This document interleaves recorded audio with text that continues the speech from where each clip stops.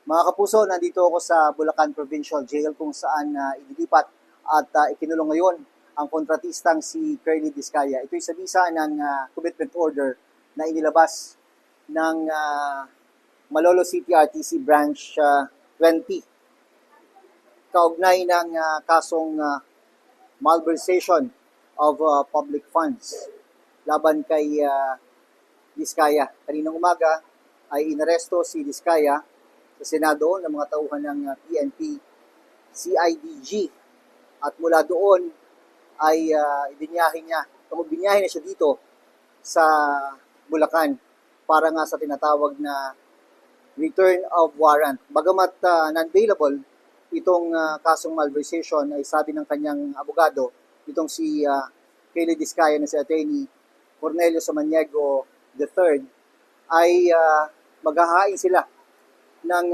petition for bail para makapagpiyansa ang kanyang kliyente. Pumunta rin dito sa Bulacan si DILG Secretary John Vic Rimulya. Ito'y para tiyakin daw na walang special treatment na maibibigay kay Discaya sa kabila ng napakalawak niyang koleksyon dahil na rin sa iba't ibang personalidad na kanyang nakadeal sa kanyang negosyo bilang isang government contractor. Sa 11 akusado na inisyuhan ng warrant of arrest ng Malolo City RTC Branch 20 ay dalawa na lang yung at large at tinitiyak ng PNP CIDG na magpapatuloy ang manhunt operation laban sa kanila. Ako si John Veneracion para sa GMA News.